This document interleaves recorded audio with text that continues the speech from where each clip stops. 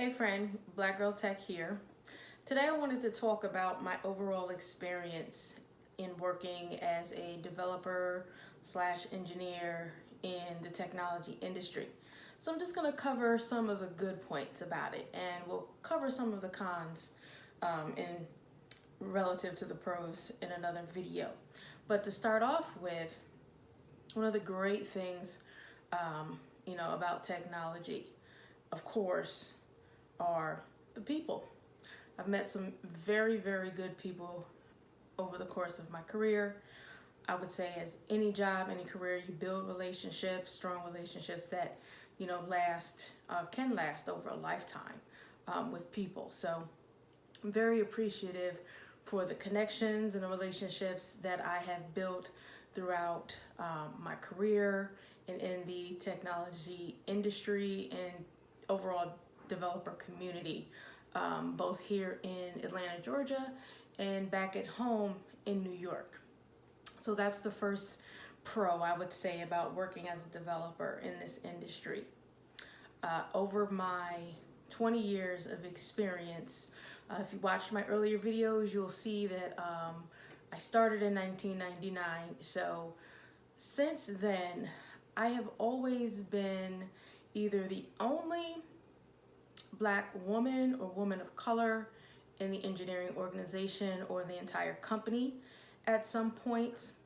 And I'm going to note that as a pro because oftentimes it helped me that the environment was kind of homogeneous. In interviewing, I kind of stood out as this kind of unicorn.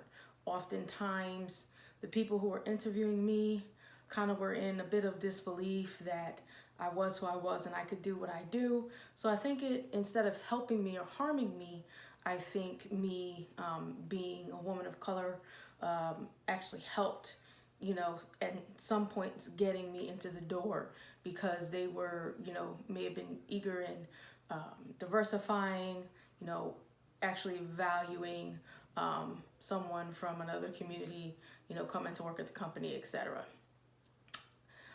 Secondly, or thirdly rather, I think, of course, folks like to talk about the money.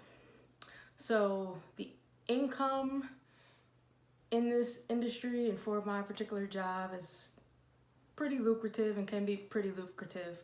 Over my span, depending on location, the pay may have been a little on the low side. I would say if you're in a location that's like not a metropolitan area, maybe a small town or city, the pay may not be commensurate to what you would get in a larger metropolitan area or for a bigger company. So I had to move from upstate New York to Atlanta, Georgia to working at bigger companies to get more income and value from what I was doing. Also in regards to income, a lot of times you can negotiate pretty lucrative total compensation packages. So that would be your base salary, stock options, and bonuses. And all together, with the stock options and bonuses, it could add 20 to 30% on top of your salary to be collected at many different times during the year. So, for example, I've worked for companies that dispersed stock options where you could maybe cash any stock or stock options that you had vested maybe at the end of the year or monthly if you were vested in them. Also, if you were granted a bonus, which can run anywhere from 10% to 25% bonus, and you could collect that multiple times a year as well, maybe each quarter or at the end of the year. So it has been very lucrative in that regards.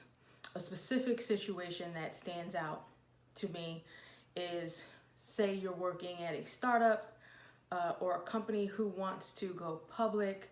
Oftentimes the company will grant, employees stock options. And those stock options may not be worth much in the beginning, but they will be worth, a lot of money on acquisition if the company is purchased by a larger company, or if the company is taken public in an IPO, you then can reap the benefits of the rise in the cost of that stock and cash them in to the tunes of thousands of dollars.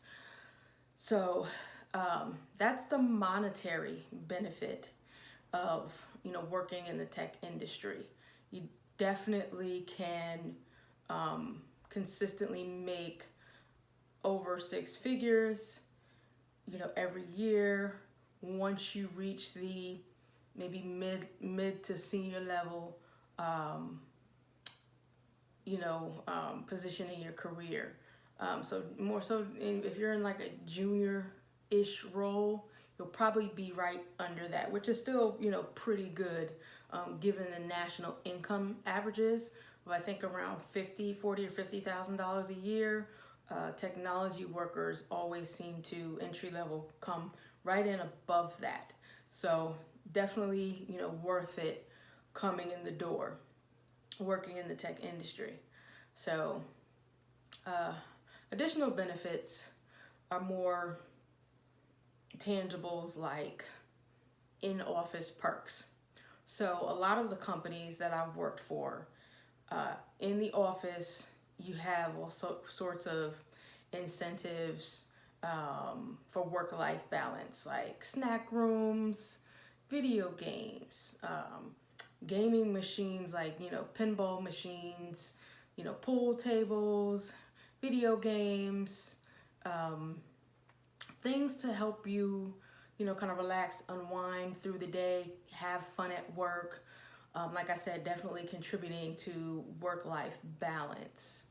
As a matter of fact, the last job that I worked in, they purchased a $9,000 massage chair, and they set up a room, and they called it the Serenity Room, and they put all of this Zen, music and those little electric waterfalls, so you can kind of calm down, relax, and kind of go in there in 20-minute increments to relax yourself if you were having a stressful day. I've also worked at places where they brought in massage therapists, like maybe every Tuesday or Thursday or something like that. That was a good one. The food is good. Whether it be a snack room or, fresh fruit in the break room in the morning. When I worked at WebMD, they had a break room where they had fresh fruit delivered every morning, for you to go in, and always coffee, soda machines with free sodas and juices throughout the day, anything you wanted to help keep you productive.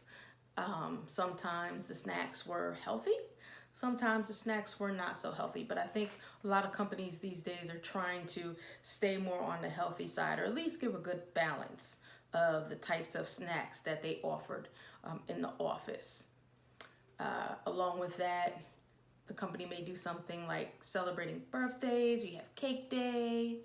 Maybe on Fridays, you have lunches catered for meetings. I did work at one company where every meeting every day was catered for lunch, to where the food was set out in the hallway, and everybody was like vultures rushing to get a piece of lunch every day, to where you really didn't have to bring in your own lunch or go to lunch because the food was always there. The good companies like to keep their employees happy, so they will go the extra mile in doing these little things to make your work life very comfortable, and make it so that you want to stay, you want to be there, you don't want to go home, things like that. So if you're working for bigger tech companies like the Googles, the Facebooks, or stuff like that. They have a lot of other amenities like, dry cleaning and, bikes and scooters and, fun rooms and a lot of just perks and benefits that are really going to make you want to stay at work as much as possible. Oh, I know what I forgot, like bring your dog to work days. So I've worked at several companies that would allow you to bring your doggy, your little fur child, to work with you, be it once a week or every day. They were very accommodating to that. So I really enjoyed that because I have a little fur baby myself. So, yeah, those are the perks that I, can specifically mention about working in this industry. I love it. Year after year, it keeps me passionate and keeps me going. Oh, another thing I forgot. When you're talking about work-life balance, a big thing is being able to work from home or work remote. So I currently work remote 100% full-time, but in the past I've had employers who would allow you to work from home maybe once a week or twice a week on a consistent schedule so that, again, you can add to your work-life balance. When I worked at the CDC, it was mandatory actually for everyone to work from home on Fridays. And they did this so that they can cut back on operating costs. So working from home and making sure that you have everything that you need to work from home, whether that be like WebEx, telecommunication devices. Most companies will provide all of that for you to make sure that you can do your job accurately at home. Let's see. More perks and benefits of working in the tech industry. Oh, the socializing. I mentioned, relationship building in the beginning, but there's also a social aspect of working in tech to where, like, after work, people go get drinks, maybe dinner, a lot of that going on, holiday parties, going out on company field trips, team building trips and exercises.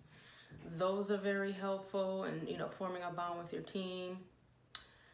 See, educational opportunities. There are a lot of educational opportunities working in tech. Companies are very big on continuous learning and learning on the job. You may have access to company resources and company training to further your skills, or they will give you access to like sites like udemy.com or Udacity to where you can grow your skills on your own time, and the company will pay for and provide those resources for you. There's always some type of additional training that they will provide for you at no cost to you. A lot of the companies also provide tuition reimbursement if you're interested in furthering your degree. For example, my last job at Cisco, my manager did write my recommendation for me to get my master's degree at Georgia Tech. So I'm currently enrolled in Georgia Tech's Master's of Science program, and my current company has a $5,000 a year allotment for tuition reimbursement. And my program altogether over 2.5 years is only $7,000. So I can have my whole degree covered and paid for by my employer. So that was a big one. I definitely wanted to take advantage of that and get that under my belt. So, well, that's all I have for now. I will make another video following this up talking about some of the bad parts about working in this industry.